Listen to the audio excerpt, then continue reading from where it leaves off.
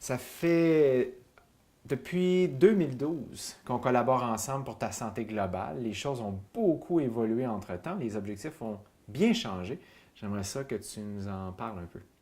C'est vrai que pendant les 7 ans qu'on a collaboré ensemble, que ma vie a beaucoup changé. Donc, on a commencé lorsque j'étais dans la fin vingtaine. J'étais déjà assez enfant, mais je cherchais à passer au prochain niveau d'athlétisme.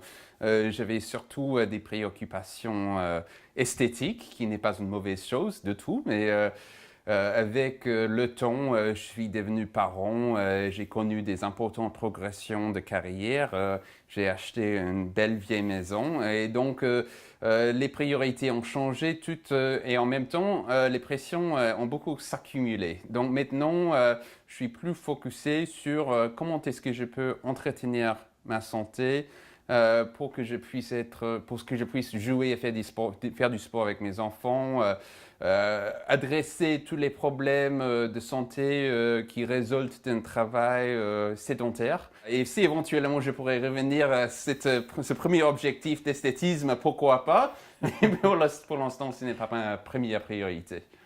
Une chose aussi qu'on a beaucoup travaillé dans les derniers temps, c'est au niveau des exercices de respiration, différentes techniques, différentes méthodes. Et toi, avec ton asthme, tu t'es rendu compte que le stress, la gestion de stress, avait une incidence sur justement tes inconforts avec la condition d'être asthmatique. Certainement que les exercices de respiration que nous avons faits euh, m'ont donné une plus grande conscience de l'impact de l'asthme sur non seulement ma respiration, mais ma santé globale. Et parce que j'étais plus conscient des difficultés mineures, parfois très mineures. C'est ça que les gens ne comprennent pas de l'asthme. Ce n'est pas toujours une grosse crise.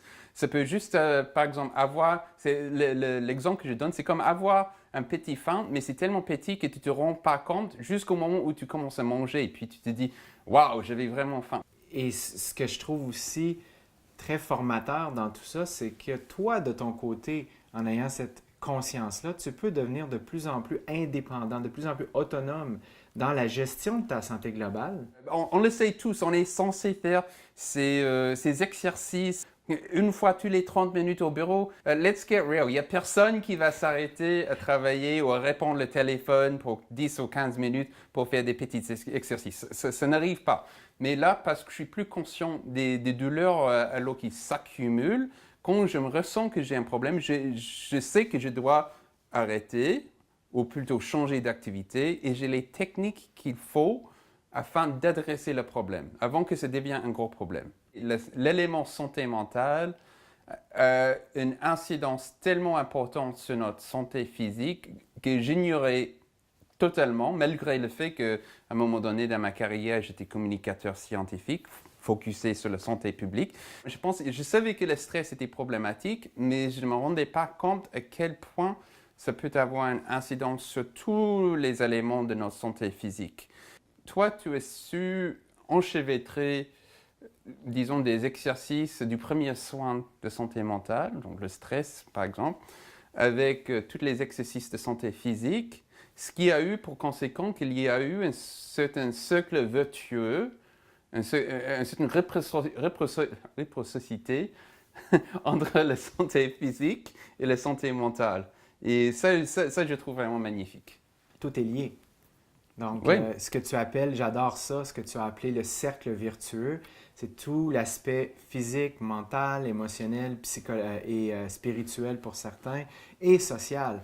on le sait tous, quand il y a une belle consultation, on peut dégager des synergies beaucoup plus importantes. Et c'est ce que j'ai connu, ça je le connaissais bien dans ma vie d'affaires, mais je ne me rendais pas compte à quel point c'était vrai aussi dans, disons, le monde de santé personnelle. Donc c'est vraiment toi, grâce à ton expertise, qu'on a pu dégager cette conscience, cette réalisation. Hmm. Fort intéressant, fort inspirant. Merci beaucoup, William. Je t'en prie, c'est moi qui te remercie.